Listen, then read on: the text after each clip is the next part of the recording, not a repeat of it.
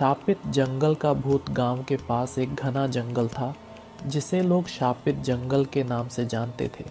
वहाँ किसी का भी जाना मना था। कहते थे जो एक बार उस जंगल में गया वह कभी वापस नहीं लौटा। इस जंगल के बारे में कहानी थी कि सैकड़ों साल पहले वहाँ एक तांत्रिक ने अपनी साधना पूरी करने के लिए निर्दोष गांव वालों की बलि दी थी। बलि देते वक्त एक महिला ने उसे श्राप दिया कि वह और उसकी आत्मा हमेशा उस जंगल में भटकती रहेगी और हर किसी को अपनी मौत का स्वाद चखाएगी। एक दिन गांव के 4 दोस्त राजीव, करण, मीरा और आर्यन जंगल के रहस्य को जानने का फैसला करते हैं। वे सभी जवान और निडर थे। उन्होंने सोचा कि यह सब अंधविश्वास है और वे इसे साबित करेंगे। रात का समय चुना गया क्योंकि मान्यता थी कि भूत केवल रात को ही सक्रिय होते हैं। वे टॉर्च, रस्सियाँ और कुछ खाने पीने का सामान लेकर जंगल में घुसे। जैसे जैसे वे अंदर बढ़ते गए जंगल का सन्नाटा और घना होता गया। पक्षियों की आवाज़ें बंद हो गईं और केवल पेड़ों की सरसराहट सुनाई देने लगी।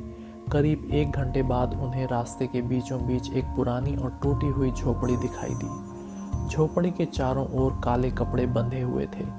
करण ने मजाक करते हुए कहा, शायद ये तांत्रिक का घर होगा, चलो अंदर चलते हैं। मीरा ने डरते हुए कहा, यह सही नहीं है, हमें वापस चलना चाहिए। लेकिन राजीव और कर्ण ने उसे चुप कराते हुए झोपड़ी के अंदर जाने की जिद की। जैसे ही वे अंदर गए उन्हें दीवारों पर अजीब आकृतियां बनी दिखाई दी।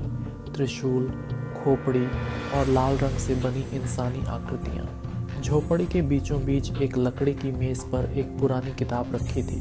राजीव ने किताब उठाई और उसे पढ़ने लगा। जैसे ही उसने पहला पन्ना पलटा झोपड़ी कांपने लगी।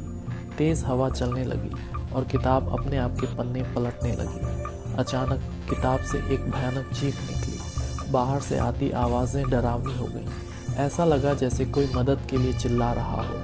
आर्यन ने कहा, यहाँ से भागते हैं, लेकिन दरवाजे अपने आप बंद हो गए। तभी झोपड़ी के एक कोने से एक परछाई निकली। वह धीरे धीरे हवा में ऊपर उठने लगी और एक भयानक महिला का रूप ले लिया। उसके लंबे बाल हवा में उड़ रहे थे, आंखें जल रही थीं और उसके होंठों से खून टपक रहा था। महिला ने गुस्से में कहा, तुम्हारी हिम्मत कैसे हुई मेरी साधना को भंग करने की? अब तुम सब यहीं मारे जाओगे। करण ने डरते डरते कहा, हमें माफ़ कर दो, हम यहाँ गलती से आ गए हैं।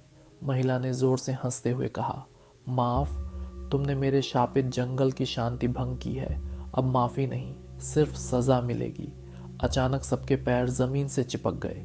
झोपड़ी की दीवारें गायब हो गईं और वे जंगल के बीचों बीच खड़े थे।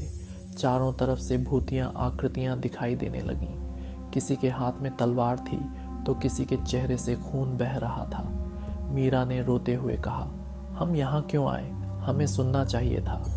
आर्यन ने एक मंत्र का जिक्र किया जो उसने अपनी दादी से सुना था। उसने सभी को कहा कि मंत्र दोहराएं। चारों ने मिलकर मंत्र पढ़ना शुरू किया। भूतनी चिल्लाने लगी, चुप रहो, यह मंत्र मेरी ताकत को खत्म कर देगा। जंगल अचानक भूकंप जैसा कांपने लगा। भूतनी की चीख और तेज हो गई और वह धीरे धीरे धुएं में बदलने लगी। मंत्र खत्म होते ही जंगल शांत हो गया। चारों किसी तरह भागकर जंगल के बाहर आए। गांव पहुंचकर उन्होंने कभी भी जंगल का नाम न लेने की कसम खाई, लेकिन वे जानते थे कि भूतनी अब भी पूरी तरह खत्म नहीं हुई है। जंगल अब भी शापित है और जो वहां जाएगा वह मौत को बुलावा देगा। उस रात के बाद वे चारों कभी पहले जैसे नहीं रहे।